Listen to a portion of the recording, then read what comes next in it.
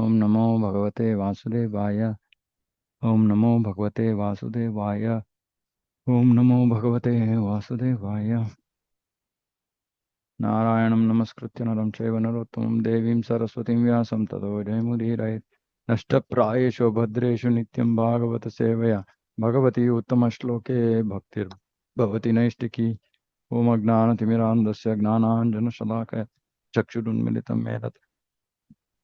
Tasmai Shri Gurave Namaha. Om Vishnu Padaya Krishna Preshthaya Bhutale Srimate Bhakti Vedanta Swaminiti Namini Namaste Saraswate Deve Gauravani Pracharine Nirvishesha Shunyavadi Paschatya Deshatarine Jai Shri Krishna Chaitanya Prabhu Nityananda Shri Advaita Gadadhara Shivasadi Gaura Bhakta Hare Krishna Krishna Krishna Hare Hare Hare Rama Rama Rama Hare Hare.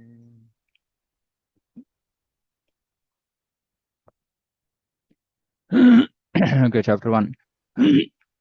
The Supreme Lord is equal to everyone.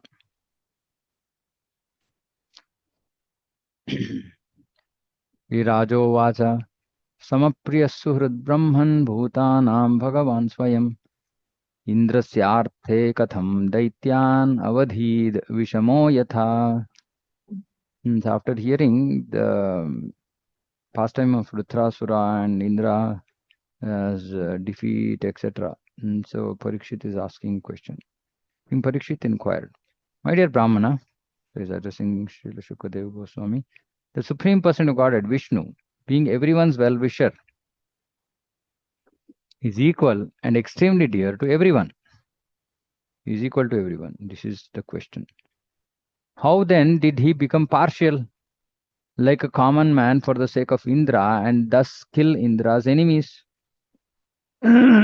So question here,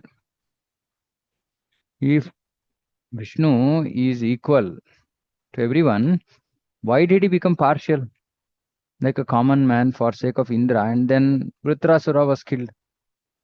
But that was just because Vishnu actually helped the Devatas.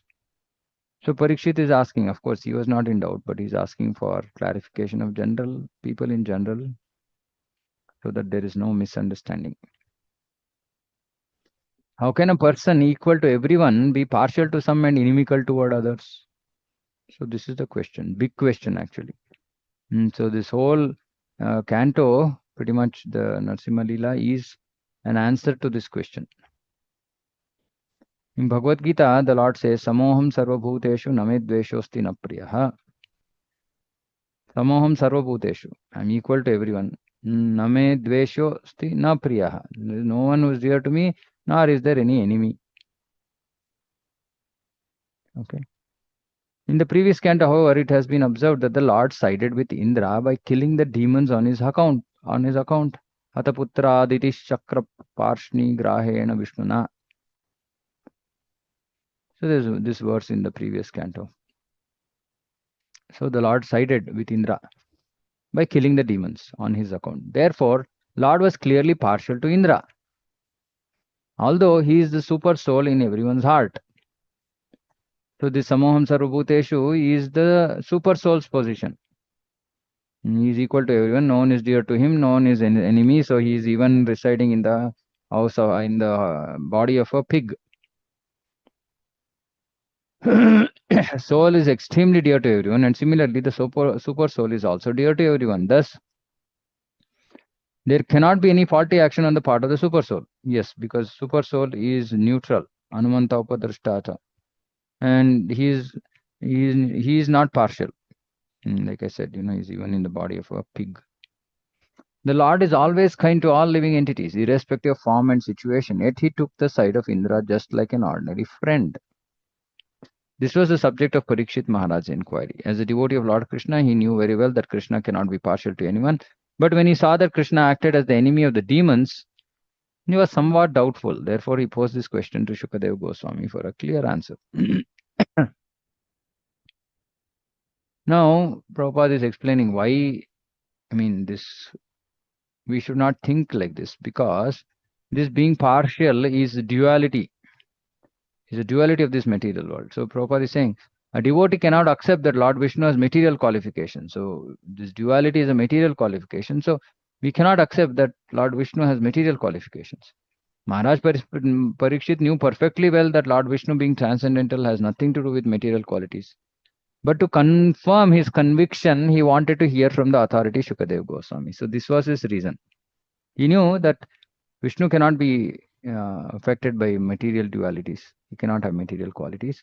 But just to confirm his conviction, he had conviction.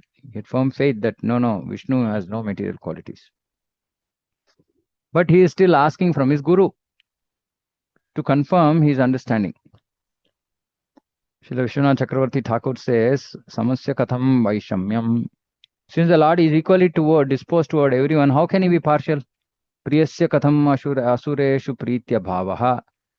The Lord, being the super soul, is extremely dear to everyone. Priyasya Katham, Priyasya, he is Priya. He is the Priya of everybody. Katham Asureshu Pritya Bhavaha. How then can he show lack of Priti towards Asura? How is it that he was impartial? Suradascha Katham Teshu Asauhardam.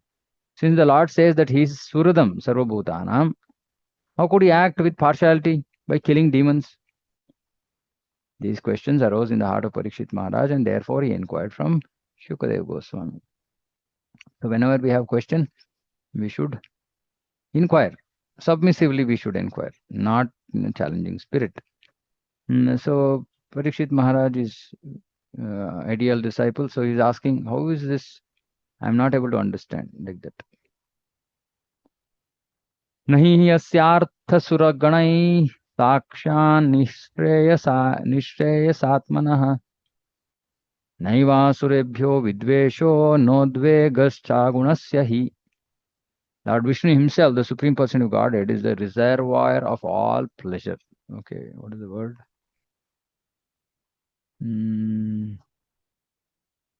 Okay, Nishreyasa. Sakshat Nishreyasa Atmanah. Okay.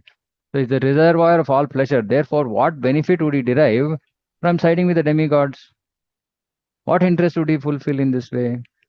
Since the Lord is transcendental, why should he fear the asuras and how could he be envious? So all material kind of emotions, thoughts. We should always remember the distinction between spiritual and material. That which is material is infected by material qualities. But these qualities cannot touch that which is spiritual or transcendental.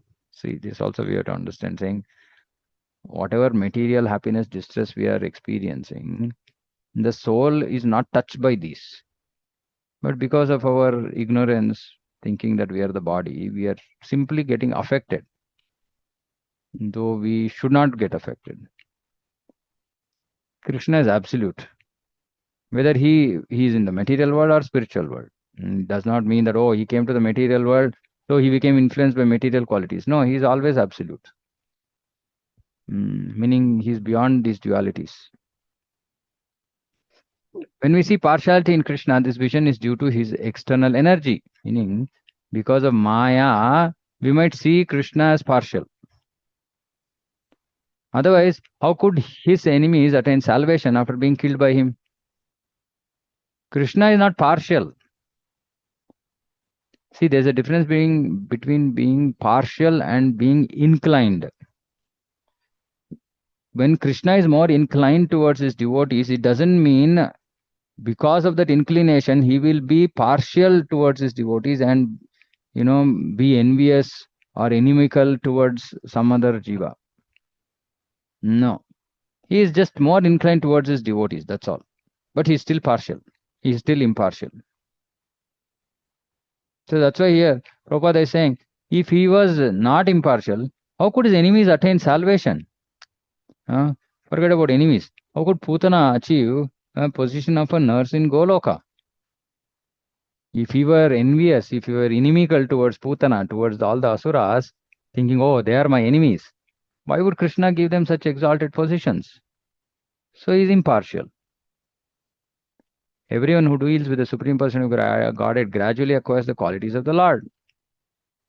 The more one advances in spiritual consciousness, the less he is affected by the duality of material qualities. So this is experienced. We also experience this.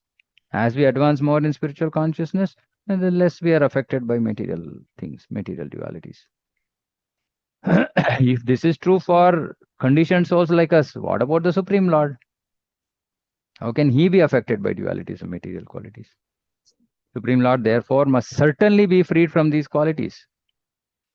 Certainly be free from these qualities. His enmity and friendship are external features presented by material energy. Meaning, actually, it's presented by material energy means what? Like we see that way. That's all. He is always transcendental. He's absolute, whether he kills or bestows his favor. Now, whether he's killing or whether he's giving a benediction, it is for the absolute benefit of the jiva. But because of our material vision, we are seeing killing as not good and giving benediction as good. That is just our, you know, contaminated state. That's all. But Lord is pure. Lord is transcendental. Envy and friendship arise in one who is imperfect. Now, this is, you know, I keep talking to devotees, and everybody seems to be having some problem or the other with every other devotee, like that. Generally, not. I'm just generalizing. This is a sign of being imperfect. Okay, so those who are very, very new to Krishna consciousness, they can have these kind of, I like this person, I don't like this person. And I've been seeing, though we continuously speak about these things, we still see devotees making their own groups.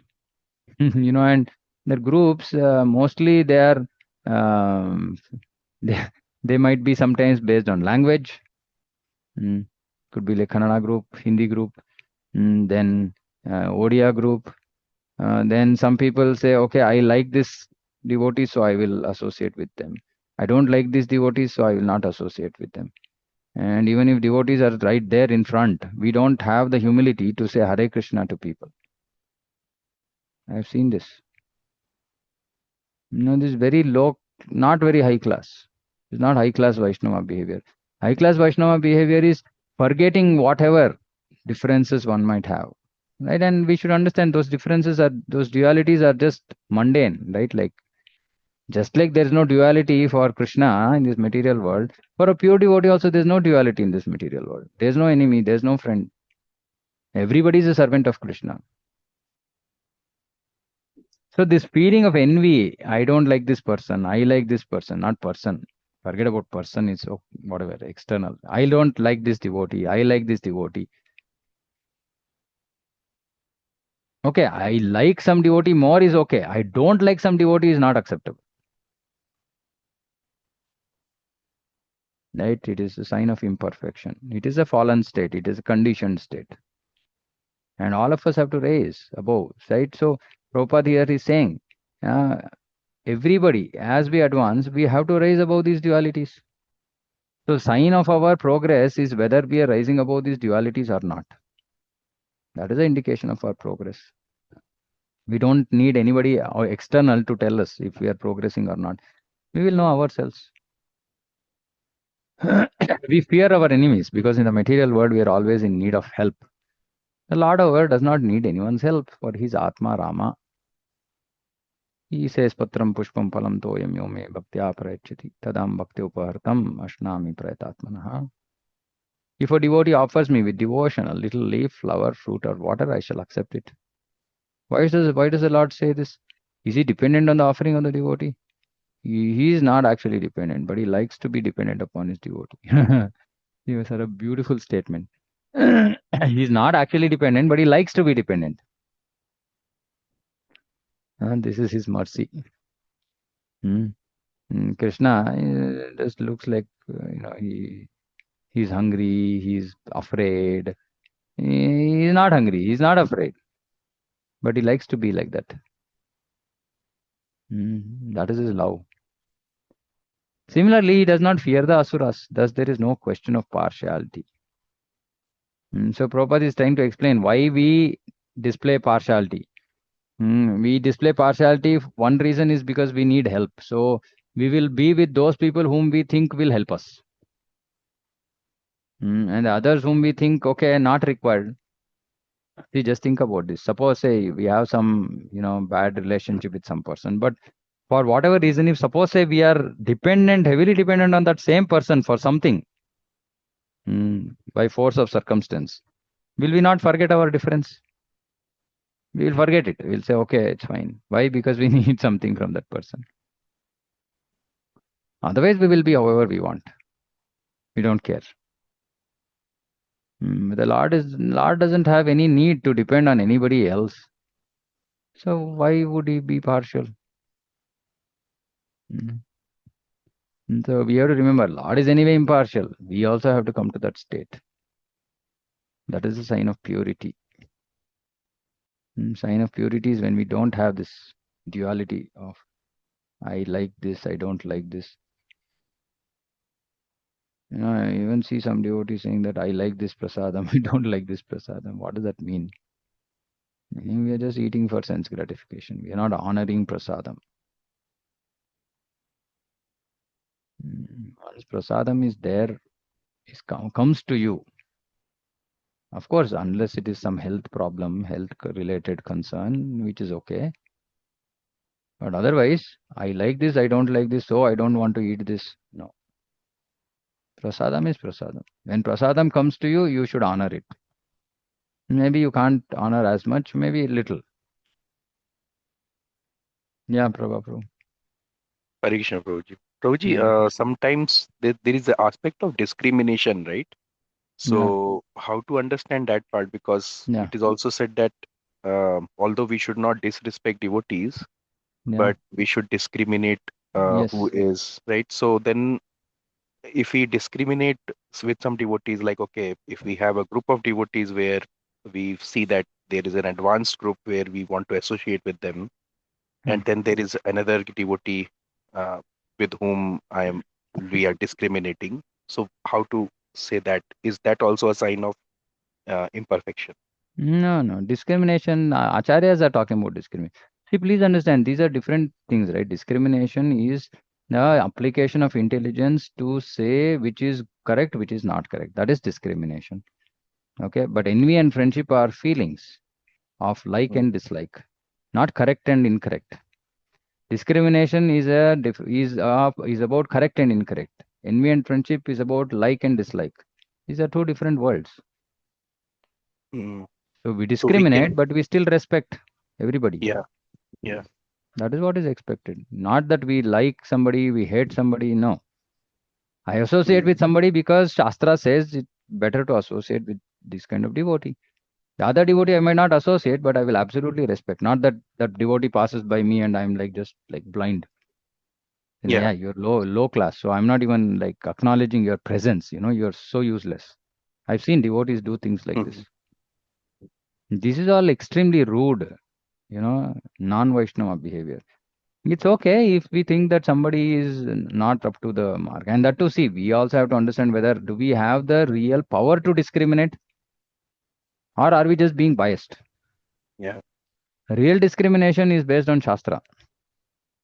Bias is actually based on this duality of envy and friendship. And then we Mm. call it discrimination.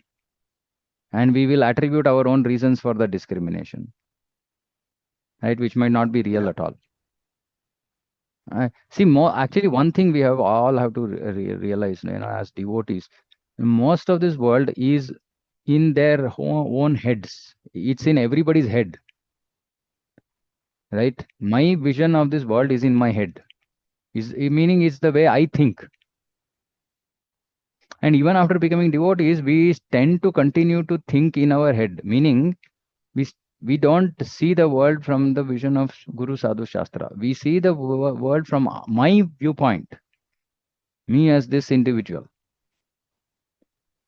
But then still I want to, quote it with some Shastric vision. So I'll say, see, I'm discriminating because Acharya said discriminate. But actually, my worldview is not based on Shastra at all. It's based on my view. That is the danger when we misconstrue, misunderstand, something and call it something else. We do something and call it something else. We are actually on the duality platform, but we are saying I'm discriminating. That we should not do. Mm. But we should discriminate purely based on Shastra. And The considerations are also very clear, right? Kanishta, Madhyama, Uttama, right? And respect everybody, right? Or like Narad Muni says, equal, make friendship, those who are still at a lower level of advancement, help them. Those who are higher, serve them. Yeah.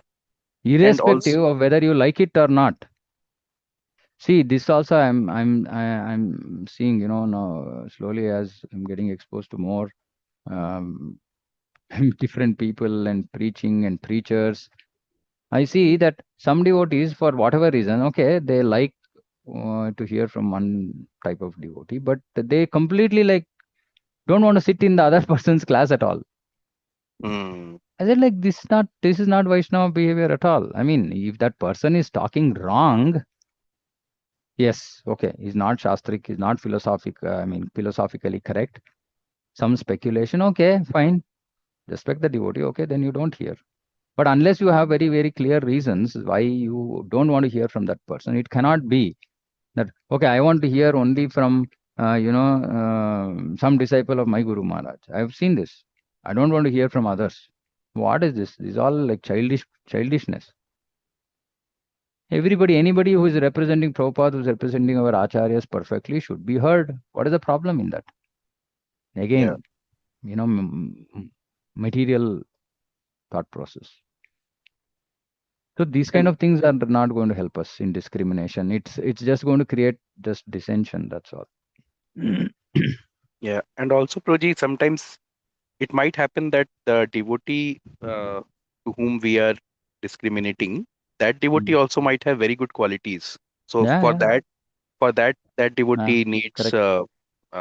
maybe we should use that as an example that yeah, this devotee has this Yeah. special quality, right? Yes, So that yes, yes, we can be at an impartial platform. yes, yes. Good point. Thank you. Okay. Yeah. Yes.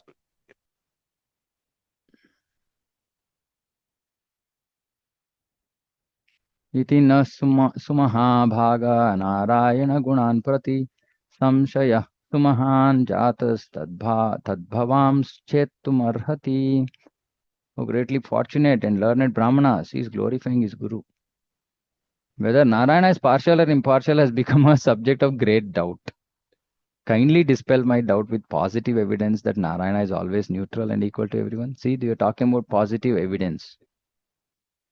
It is very, very important. Prabhupada is putting those words here, saying that even if we are hearing from a guru, it should be based on Shastra. It's not, what I think. Unfortunately, again, this is also one thing which is, a little bit of a challenge among devotees. Devotees should not blindly trust anybody whom they hear from.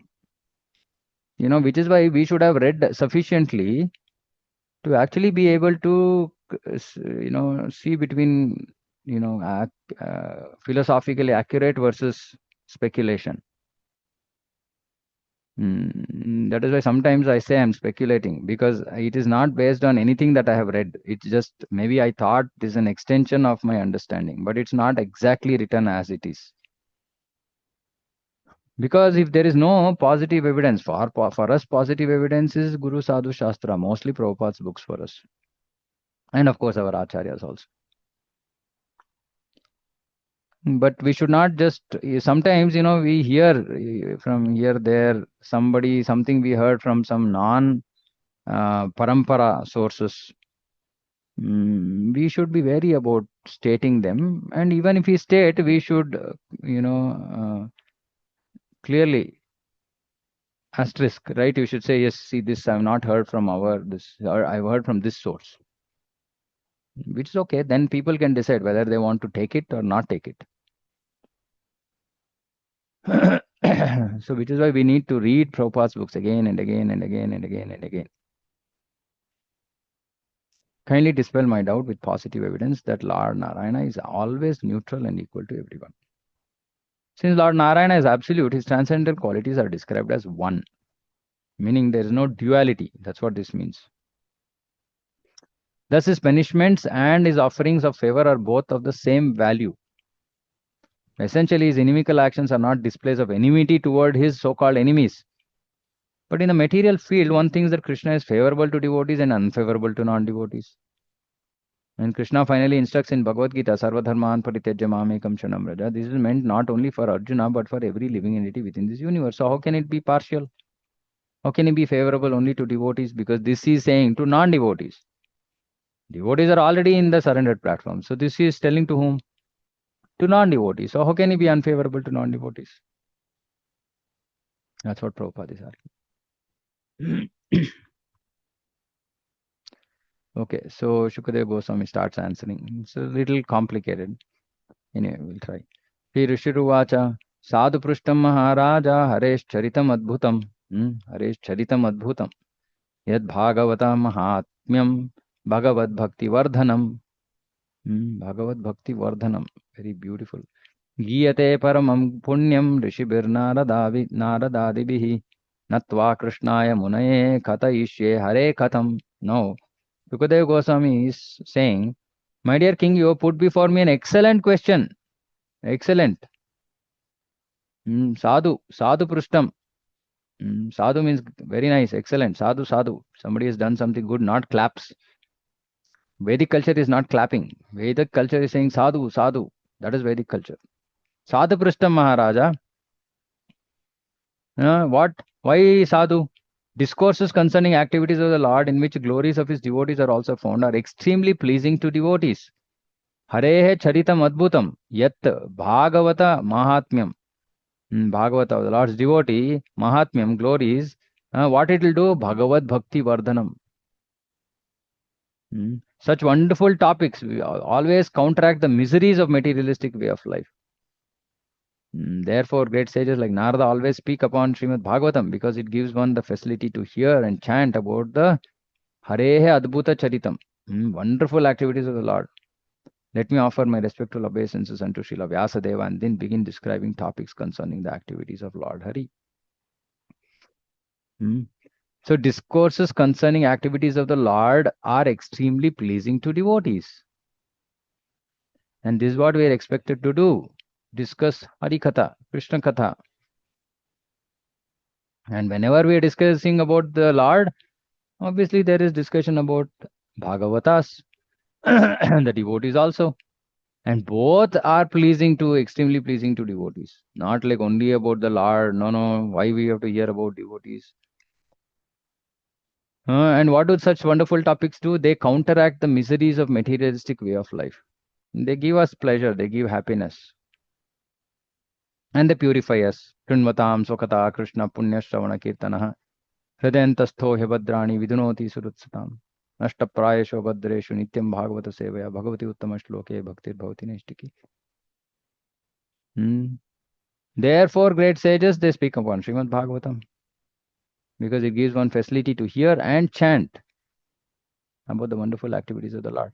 Of course, so for us to be able to hear and chant about Srimad Bhagavatam, we should have first built a firm foundation, solid foundation, based on the teachings of Bhagavad Gita. Which is why normally in all preaching centers, we first do Bhagavad Gita, and then once Bhagavad Gita is done, Srimad Bhagavatam is started. Because by the time one round of Bhagavad Gita gets over, it will generally take about 2-3 years. Now, by that time, devotees have also, started to read, started to chant. So they would have understood some basics from Bhagavad Gita. And now they are ready to hear Srimad Bhagavatam. At least repeatedly they've heard Krishna is Supreme Lord, Krishna is Bhagavan, Krishna is Bhagavan. So they would have accepted Krishna as the Supreme Lord. They would have started chanting. They would maybe hear, reading more, not reading more. It's okay. Depends on the devotee, his or her abilities. But they would be now pure enough, ready to receive Srimad Bhagavatam. Let me offer my respectful obeisances unto Srila Vyasadeva. So Shukadeva Goswami is offering obeisances to his guru before discussing these topics. Now, he already is like for 6 cantos he's been discussing. But still, such a very important question. No, before answering that, he's offering his respectful obeisances unto his guru. In this verse, Shukadeva Goswami offers his respectful obeisances, Krishnaya Munaye, which means Krishna Dvaipayana Vyasa. One must first offer one's respectful obeisances to one's spiritual master. Sukadeva Goswami's spiritual master is his father, Vyasadeva, and therefore he first offers his respectful obeisances to Krishna Dvaipayana Vyasa and then begins describing topics of Lord Hari. Whenever there's an opportunity to hear about the transcendental activities of the Lord, we must take it. Take the opportunity. Sri Chaitanya Mahaprabhu recommends Kirtaniya Sadaharihi. One should always engage in Krishna Katha.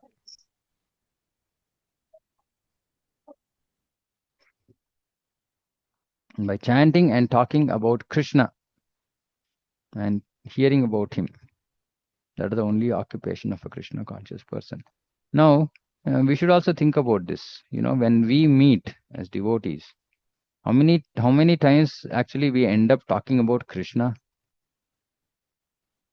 What is this talking about Krishna? Maybe we've read something, we want to share it with somebody else.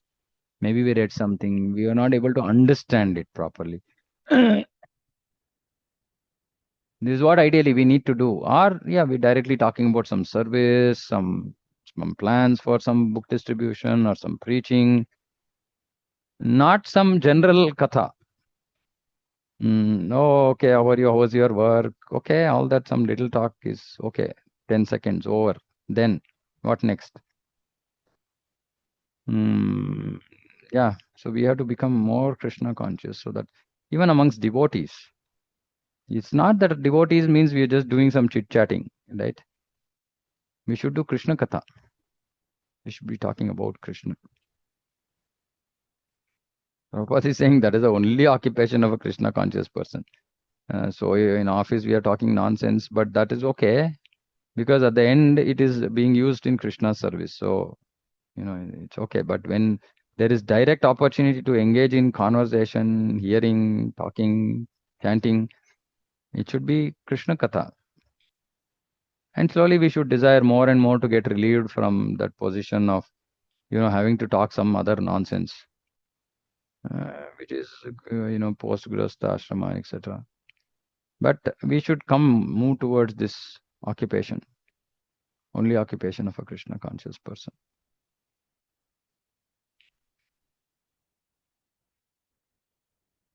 Okay, we'll finish this one verse. Nirgunopi hyajo vyakto Bhagavan prakrite paraha swamaya gunam avishya badhya badakatam gataha. Supreme Person of Godhead Vishnu is always transcendent to material activity, qualities, and therefore he is called Nirguna. Without qualities. No, without quality means without material qualities. Because he is unborn, he does not have a material body to be subjected to attachment and hatred. Although the Lord is always above material existence, through his spiritual potency, he appeared and acted like an ordinary human being, accepting duties and obligations apparently like a conditioned soul. So there is nothing guna. Gunamayi. He is not, he is beyond guna. We are gunamayi. We are full of guna. So-called attachment, detachment, and obligations pertain to material nature, which is an emanation from the Supreme Lord. But whenever the Lord descends and acts in this material world, he does so in his spiritual position. It's very easy to understand. There's a prison house, king enters or a minister enters the prison house. He's not subjected to those roles. He does so in his position. Right? Similarly, although his activities materially appear different, spiritually they're absolute and non-different. Meaning his activities materially appear different, meaning they might seem like different material activities, but actually they're all on the spiritual absolute platform. Thus, it is an imposition upon the Supreme Lord to say that he is envious of anyone or friendly to anyone. Imposition, meaning somebody is like trusting it, you know, sir pe dal rahe, say, just imposing it, saying that no, Lord is envious or Lord is friendly. So Krishna says, Avajananti Mamoda Manusham Tanumashritam. Fools deride me when I descend in a human form. They don't deride Krishna when he comes in as Martya, Matsya, Kurma, Varaha. They don't deride because he's not in a human form. But when he comes in human form, they deride, and especially they deride Krishna. They may not so much deride other forms, like especially the Rama. Vamana, but they will deride Krishna. Krishna appears on this earth or within this universe without any change in his spiritual body or spiritual qualities. Indeed, he is never influenced by the material qualities. This is what in 7th chapter we were discussing yesterday in Satsang. Manushanam sastreshu kaschidyatati siddhaye yadatam api siddhanam kaschin mam veti tatvata. Very difficult to understand Krishna. It's very difficult to understand Krishna. Krishna is saying avajananti, they don't know. But who can't understand? Mudha. Fools cannot understand. And they might be big, big gnanis, big, big yogis, but they are fools if they can't understand Krishna. So Prabhupada in that purport writes, only a person in Krishna consciousness can understand Krishna. Indeed, he is never influenced by material qualities. He is always free from such qualities, but he appears to act under material influence. Now, what does it mean? He might be reacting to some material, like for example, Krishna decided to lift the wheel. You know, when Bhishma was in a situation that he would have killed Arjuna, to protect Arjuna, he lifted a weapon, which is a fallen wheel. So he appeared to act under some material influence, under some situation. But it's not that just because he reacted to some material situation that he is material. This is aropa. This understanding is aropita, or an imposition. Therefore, Krishna says, Janma karma cha me divyam. Everything is transcendental. And one who understands it in truth, then tektva deyam punarjanmanaiti. The fact is that Krishna is never partial to anyone. This is the fact. He's always equal to everyone. But because of imperfect vision influenced by material qualities, one imposes material qualities upon Krishna. And when one does so, he becomes a mudha. So when anybody, however big or small they are, when they impose material qualities upon Krishna, they become a mudha. When one can properly understand the truth, one becomes devoted and nirguna, free from material qualities. Simply by understanding the activities of Krishna, one can become transcendental. And as soon as one is transcendental, he is fit to be transferred to the transcendental world. So now we are in the process of becoming transcendental. And Prabhupada is saying, here is saying, simply by understanding the activities of Krishna, one can become transcendental. It takes us time to come to this transcendental platform, Brahma Bhuta. And once we come there, we are fit to be transferred to the transcendental world. If we are just Brahman realized, we might go to Brahman. If a Paramatma realized, we may go to, again, they will also mostly go to Brahman. And only devotees who are qualified, they'll go to the spiritual world. Tektva deham punarjanmanaiti mameti. So Arjuna, one who understands the activities of the Lord in truth, is transferred to the spiritual world after he gives up his material body. Very nice. Okay, so he starts off, Parishit Maharaj starts off his answer saying that yes, Vishnu is Nirguna. There's no question of duality. There's no question of envy, friendship, etc. for Vishnu. And then he makes that statement and then he supports it now. Going, and rest of the whole description is the support to this statement. He already made the conclusion. Now he's going to support his statement from Acharyas, previous Acharyas. So he's going to quote from conversation between Narada Muni and Yudhishthir Maharaj. Okay, so we will hear that tomorrow, Krishna willing. Okay, any questions, comments?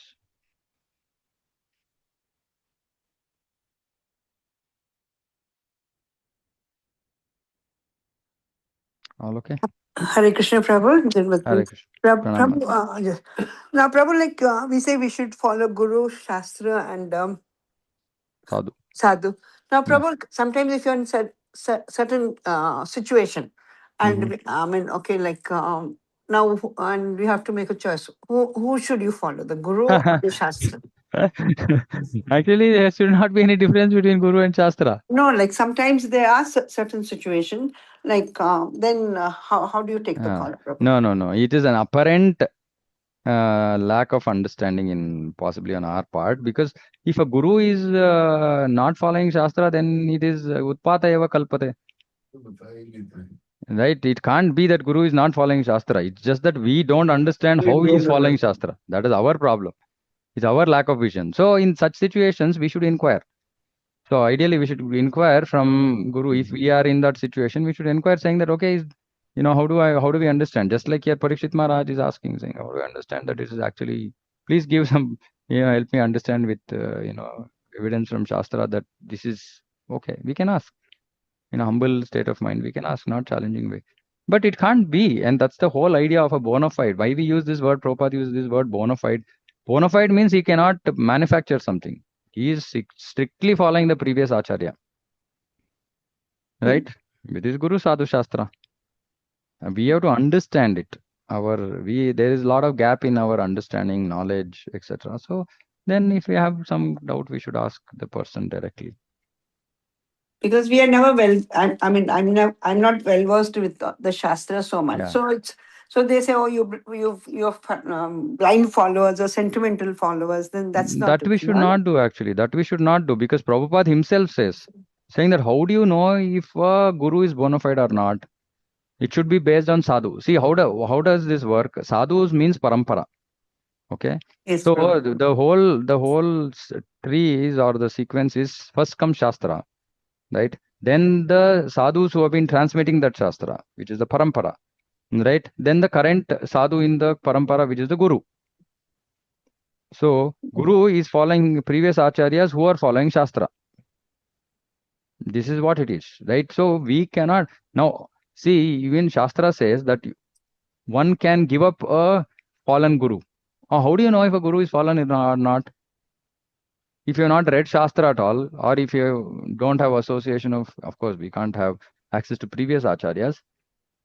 But if we have not understood the philosophy, if we have not read the philosophy, if we have not understood, and if we are just blind, sentimental, then that's not accepted. That is the reason why Prabhupada gave so much emphasis on books and Shravanam and Jnana. So we have to understand. In fact, I remember many years back, my Guru Maharaj had made one statement saying that I want to train my disciples in such a way that they can find a mistake if I do one. That he's saying that the disciple should be able to find the mistake in a guru if the guru goes wrong. Mhm. Right? So which means what? The training is what? Based on knowledge. So we should have knowledge to say whether what is being done is what is the basis for whatever is being done by a guru. And generally, I mean, it will be bona fide, just that we don't understand, we don't know, because we're not read. So we should read, or we should hear from, like, which is why Prabhupada is considered as the main Shiksha Guru, right? Because we should have heard from Prabhupada. And at least in today's situation, all followers of Prabhupada should be in line with Prabhupada, right? Even if we don't go to previous acharyas, at least it should be in line with Prabhupada, because that is why Prabhupada was very, very heavy about this. How can you not, when there are some pamphlets printing and they're not put founder Acharya, he was very, very upset. This is my position. I am the founder Acharya. So he emphasized that, meaning what? That everybody has to follow him because he is setting the rules. He is setting the things. So generally very easy to understand if it is in line with what Prabhupada has said, Prabhupada has given us. Then it's bona fide. Yes, Yeah, Prabhu. sometimes it might be tricky, but yeah, that's how Yes. it has to be approached. Yes, Prabhu. Yeah. Thank you. Pranam Prabhuji, may I Yeah. ask one question? Yeah, please. Okay, Prabhuji, like here we read, na, envy and friendship are like signs of one who's imperfect. Correct. Like it is in that sense Raga Dvesha, because otherwise Yeah. being friendly to all Yeah. is good, na? Yeah, friendly to all. See, being friendly and being not envious are two different things, right? We can be friendly to everybody. There's nothing, I mean, friendly. Now, what is the underlying emotion for that being friendly? If it is compassion, then it's perfect. If it is friendly because just, we are thinking them as equals without discriminating, that's not good. So it depends what it means to be friendly. Just Like being nice to somebody, talking nice is okay. That's just courtesy. That's just etiquette. That's not being friendly. Who is a friend? Friend in need is a friend indeed, right? That is friendly. But Shastra says that you can't just become friends with everybody. You have to be friends only with your peers.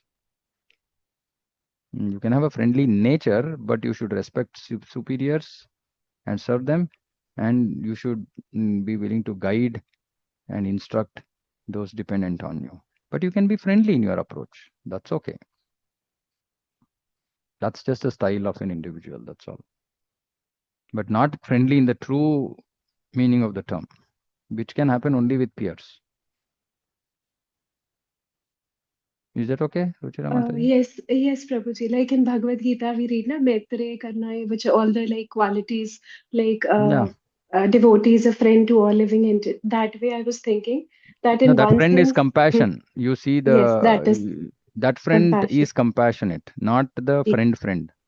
Yes. Yeah, I got it now. Yeah. Thank you, Prabhuji. Okay. Okay. Anything else? Yeah.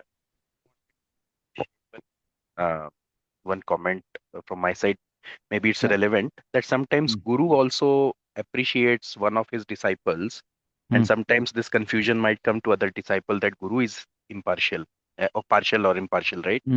So that is also we can understand that we might not be able to understand Guru's position.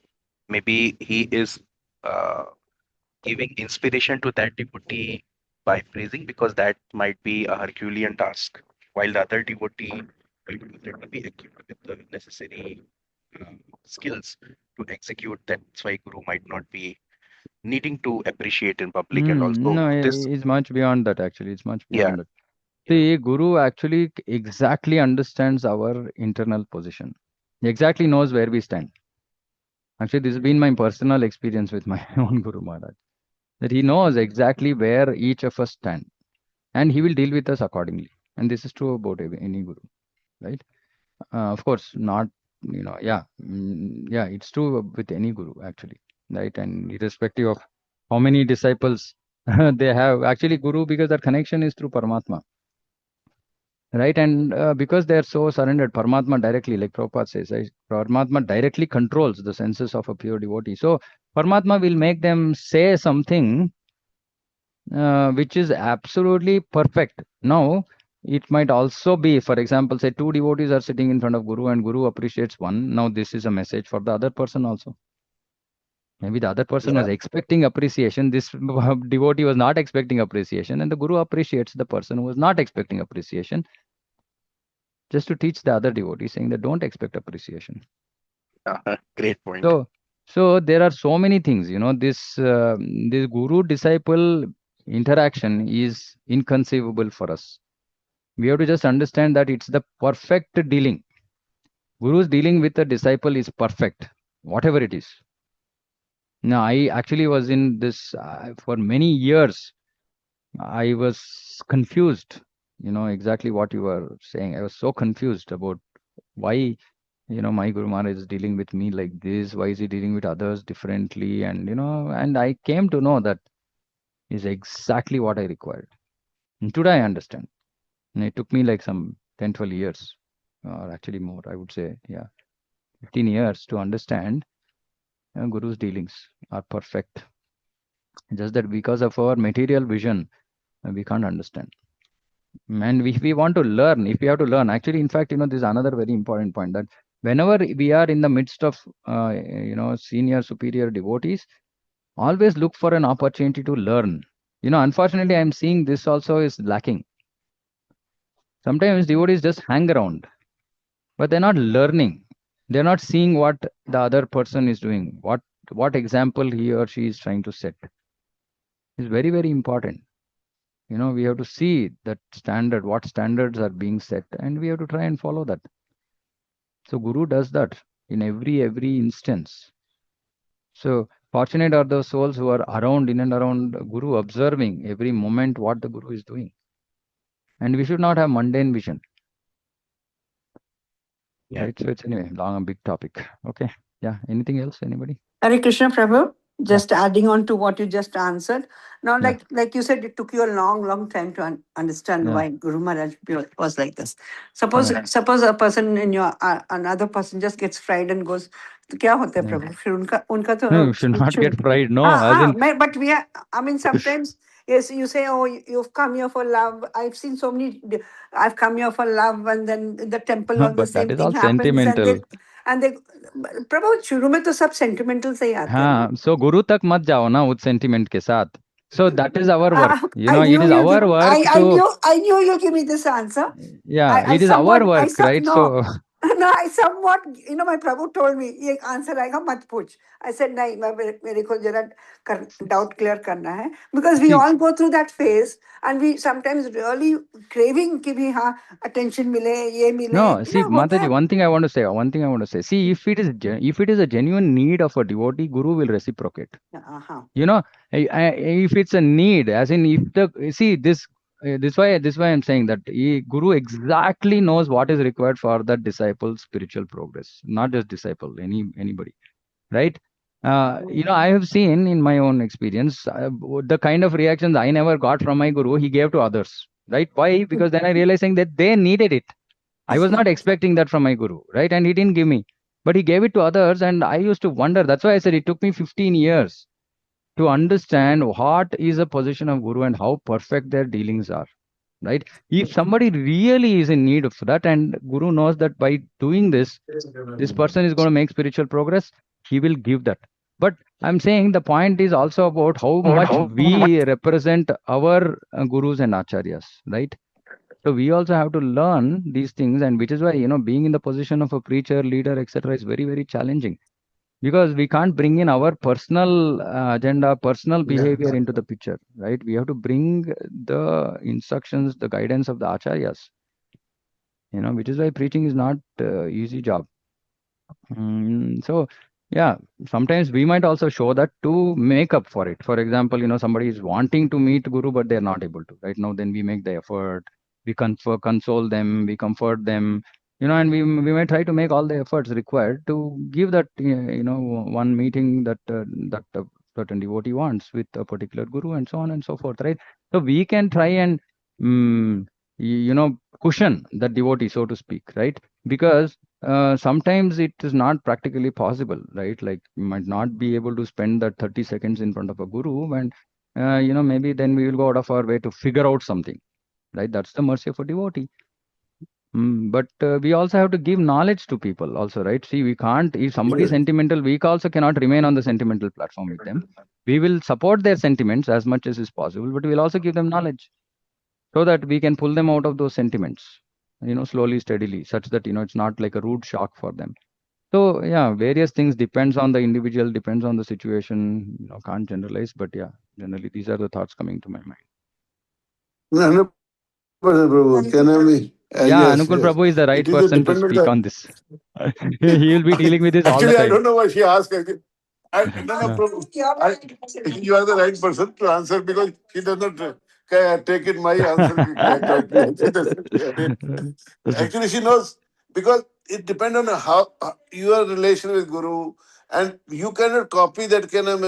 Someone can if somebody is doing with same relation, you cannot copy. I'm telling you, he used to talk me, and I used to sometimes push also the other way, but I was knowing my limit also. In one of place, one Mata is senior than me actually.